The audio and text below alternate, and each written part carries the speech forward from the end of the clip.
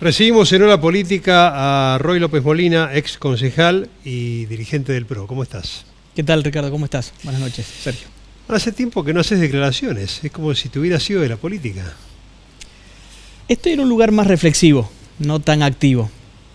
Creo que cuando uno pasa tanto tiempo, 12 años ininterrumpidos, en el Consejo Municipal, en la legislatura, teniendo una exposición pública alta, 2 debates públicos, y ese mandato se termina, creo que también uno tiene que dejar lugar a otros para las declaraciones y aportar desde una reflexión no tan del día a día.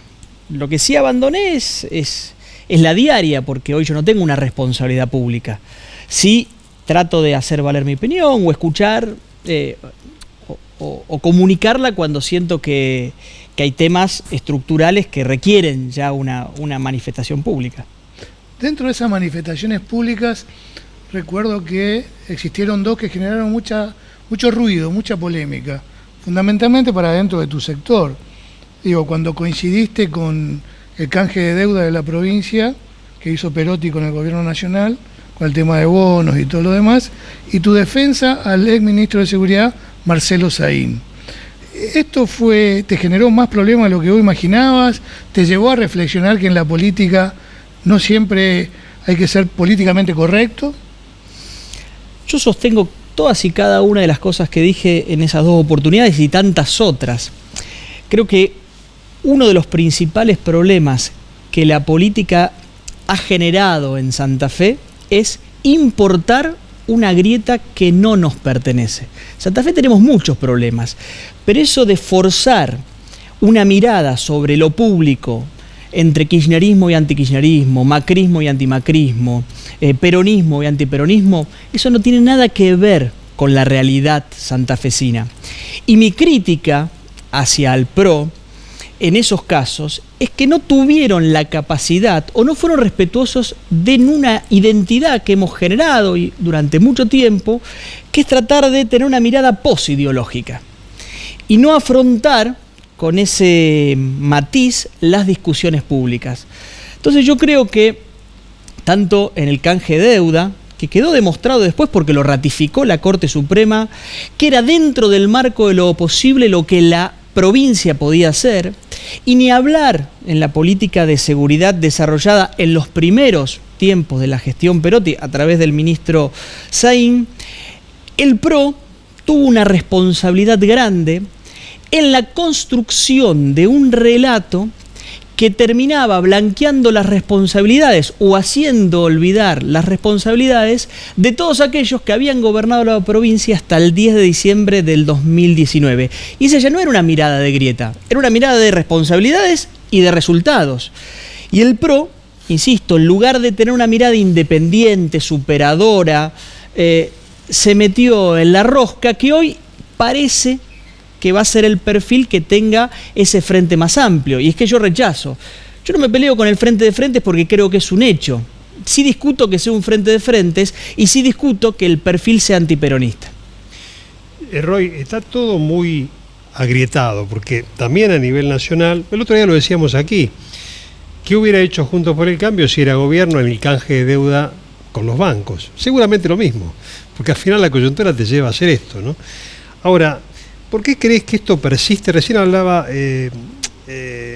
con Daniel Herbeta respecto a que hay en la justicia, hay una mirada de la política no se pone de acuerdo en las cosas esenciales. Y esto nos lleva a que, por ejemplo, en un momento dado la gente pueda decir, la gente se muere mientras los demás hacen política, lo cual es una absoluta locura. ¿Cuál es tu mirada respecto a esto? Yo soy absolutamente crítico de la lectura mayoritaria o más difundida o masiva que se hace de las causas de la inseguridad, de la narcocriminalidad o la impunidad que sufre Santa Fe. Y lo he dicho también siempre, y lo manifesté cuando dije no fue una amenaza a Messi, sino es solamente un eslabón más de una campaña publicitaria de las bandas narcocriminales de Rosario. Decir que fue una amenaza a Messi es hacerle el juego a la delincuencia. Por eso yo siempre trato de aportar desde mi lugar una mirada alejada de la Matrix, porque en Santa Fe hay discursos mayoritarios, profundamente corporativos, de la política, de la justicia, de los medios, de cierto sector del empresariado y de tantas otras instituciones intermedias, que validan que lo que nos pasa en Santa Fe es una cuestión de superficie. Es una cuestión que se resuelve enviando fuerzas federales. ¿Defiendo la llegada de las fuerzas federales? Sí, porque tiene el efecto de un antitérmico. Tenés fiebre, te tomás un antitérmico, la fiebre baja. Ahora, las causas productoras reales del delito y la violencia, que es un entramado mafioso, no gestado en los últimos meses, sino sobre el que se apoya Santa Fe ya hace mucho tiempo, siguen indemnes. Y todo aquel que se ha animado en algún momento de acercarse a ese statu quo, ha recibido respuestas muy duras y muy contundentes por parte de esa corporación. Con lo cual, digo, de todas las causas que aparecen, yo siempre propongo empezar por la que en el mediano plazo puede traer resultados, que es, no puede haber seguridad y no le podemos pedir a la justicia que nos dé seguridad si la herramienta con la que cuenta el Estado hoy, que es la Policía de Santa Fe, está quebrada en su base, está corrompida, está desprofesionalizada y no tiene ninguna expectativa de futuro. El caso Esperanto, que fue un caso, te diría, hasta emblemático en tu actuación política, que inclusive te diría que en aquel momento hasta actuaste casi en soledad. ¿Está concatenado con esta realidad que vos hoy ves? ¿Visualizabas en aquel entonces esta cronología de lo que estamos viviendo hoy? Es muy cierto lo que decís, Sergio. Y de hecho, que me hagas esta pregunta significa que el caso Esperanto sigue teniendo vigencia, a más de una década de lo ocurrido. Y sigue teniendo vigencia por dos motivos, a mi entender. El primero es que fue de las primeras exposiciones públicas de un fenómeno que estaba ocurriendo en Rosario de manera subterránea y que el vecino de a pie o la política en general desconocía. Era una olla a presión que iba tomando fuerza y que por momentos estallaba. Estalló con Esperanto porque era demasiado impune que un narco venga a invertir millones de dólares en el centro de la ciudad y todas las herramientas de control del Estado habían sido dejadas de lado, como así estalló con el asesinato del pájaro Cantero un año después. Ahora, no solamente por ser de los primeros hechos públicos que Rosario se sorprende y decía, ¿qué está pasando en mi ciudad? Éramos la ciudad del Congreso de la Lengua Española y ahora somos esto, sino que la matriz sobre la cual se apoyó Esperanto sigue vigente. Porque el delito violento, que se expresa en un barrio como una balacera o como un asesinato, pero que tiene su correlato en el centro de la ciudad, tal vez con menos fatalidad, como pueden ser las mecheras en el microcentro, tiene otra cara, que es el delito económico, que es el delito que Esperanto contaba. Era el intento de lavado del narcotráfico a través de una fachada como un boliche bailable. Y eso está intacto en la ciudad de Rosario.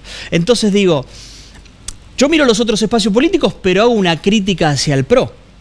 Reclamamos fuerzas federales, pero es el PRO el que nunca ha decidido votar 3 leyes de reforma policial que están hace 3 años en la legislatura.